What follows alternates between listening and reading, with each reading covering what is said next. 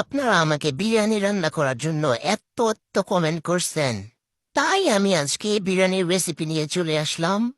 কয়দিন আগে আমি বিরিয়ানি রান্না করছিলাম, সেটা হচ্ছে বিরিয়ানি। আজকে চিকেন বিরিয়ানি রান্না করব, তাই যে সবার আগে বেরেস্তা করে নিচ্ছি। এরপরে এই বেরেস্তার তেলের মধ্যেই আমি চিকেনগুলোকে সুন্দর করে ভেজে দিব।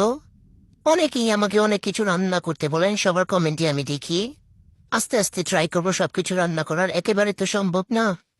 এরপরে এই যে বিরিয়ানিটা বসাই দিব, পেঁয়াজ দিয়ে দিলাম। এরপরে হচ্ছে গরম মশলা, তেজপাতা, লঙ্কা এগুলো দিয়ে দিব। এরপরে হচ্ছে আদা বাটা দিলাম। এরপরে হচ্ছে লবণ, বাকি মশলাপাতি যেগুলো আছে সবগুলো দিয়ে দিব। নাম তো আর বলা লাগবে না, আপনারা জানেনই কি কি মশলা দিতে হয়। এরপরে এই যে আমার ভেজে রাখা চিকেনগুলো দিয়ে দিব। এরপরে হচ্ছে পোলার চালটা দিয়ে দিলাম। এখন ভালো করে এগুলো কষাই নিব সুন্দর করে। ওয়াও, এখনই দেখতে কত ভালো লাগতেছে, তাই না? এরপরে চালটা ভালো করে কষানো হয়ে গেলে দিয়ে দিলাম হচ্ছে কাঁচামরিচ। এরপরে হচ্ছে পরিমাণ মতো পানি। এই যে দেখেন কি সুন্দর হচ্ছে।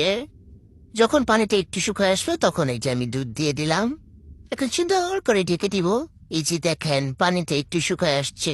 কিন্তু খিরে এটা দেখতে এমন খিচুড়ির মতো লাগতেছে কেন? রোদের কারণে নাকি? যাই হোক, পরে আমি এই যে বেরেস্তা দিয়েছিলাম। এখন এই যে নামাই নিব, পানিটা একদম শুকায় গেছে। আমার বিরিয়ানিটা রেডি।